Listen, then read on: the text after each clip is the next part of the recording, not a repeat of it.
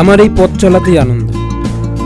আর আমাদের আশেপাশে যে অফবিট জায়গাগুলো রয়েছে না, সেগুলো ঘুরতে আমার বেশি পছন্দ।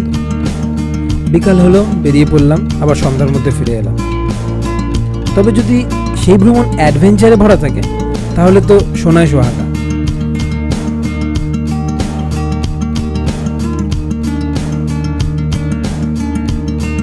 আজকে আমি এই ভাঙা কাঠের সেতুর কাছে এসেছি।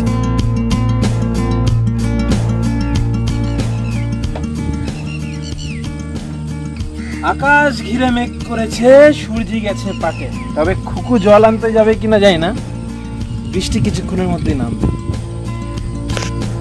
এটা বেশ নিরিবিলি থাকে সব সময়। গ্রামের মাঝখান দিয়ে বয়ে যাওয়া খালের উপর যদি এই সেতুটা না থাকতো তাহলে মানুষজনের প্রায় 10 কিলোমিটারের কাছাকাছি ঘুরে খড়িবাড়ি নামের একটা জায়গায় যেতে হতো।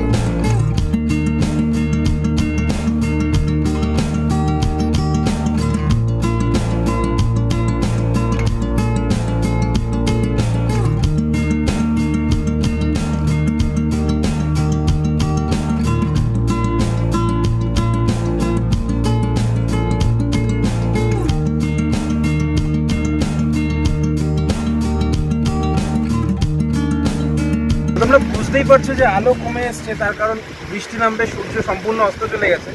আর এই যে ছিকলটা রয়েছে, এটা কপিকলের সাহায্যে এখানে একটা বাঁধ মতন দেওয়া রয়েছে, কাঠের পরপর পাটাতন দিয়ে বানানো বাঁধটা।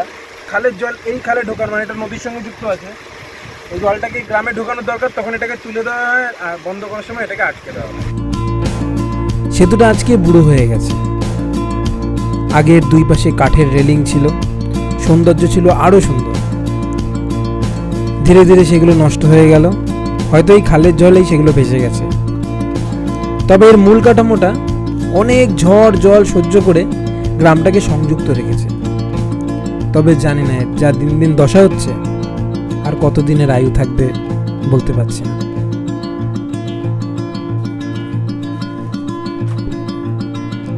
আমার বাড়ি থেকে জায়গাটা একটু দূরে। যখন এই রাস্তার মধ্যে দিয়ে আমি গাড়ি নিয়ে ছুটে চলি, সেটা শীত হোক, বর্ষা হোক, গ্রীষ্ম হোক, যখনই হোক, তখন দুই পাশে মাছের ভেরি, আবার কখনো কখনো ধান ক্ষেত, কখনো পাট ক্ষেত, আর শীতকালে তো সর্ষে ফুলে চারিদিক হলুদ হয়ে যায়। এই রাস্তার পাশে একটা শিব মন্দির পড়ে, আর শিব মন্দিরের সামনে একটা মাটির আল চলে গেছে তালবনের মধ্যে দিয়ে গিয়ে দূরে হারিয়ে গেছে। আর এই শিব মন্দিরে যখন শিবরাত্রির দিনে মেয়েরা লাইন দিয়ে দাঁড়ায়, সে লাইন অনেক দূর অবধি চলে যায়। তারপর যেতে যেতে আমরা রেল লাইনের সামনে চলে আসি, যার একদিক চলে গেছে এক প্রান্তে, আর একদিক চলে গেছে অন্য প্রান্তে। সমান্তরাল রেখা সমানভাবে চলে গেছে, কিন্তু কেউ কখনো কাউকে ছুঁতে পারে না। ভেবে দেখলে ভালোই লাগে যে এই রাস্তাঘাট, সেই কাঠের সেতু, রেল লাইন, সবাই চুপচাপ আমাদের সাথে কারোর না কারো সংযোগ স্থাপন করে রেখেছে, আর আমাদের সময় মূল্য দিয়ে খুব সহজেই পৌঁছে দিচ্ছে আমাদের গন্তব্যে। আমরা যদি ভেবে দেখি না, তাহলে এই প্রকৃতি বা আমাদের তৈরি এই জিনিসগুলোর মূল্য অনেক। তারা হয়তো কিছু বলতে পারে না, তারা নীরবে নিজেদের কাজ করে যায়।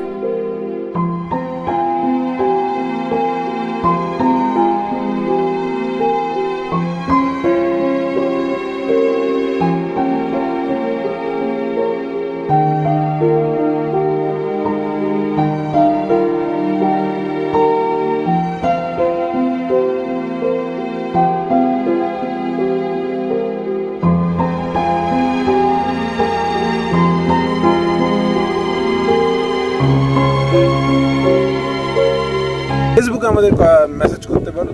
তো এই বলে ভিডিও বেশি লম্বা করছি না। সবাই খুব ভালো থাকবে, সাথে থাকবে। Keep loving, keep support.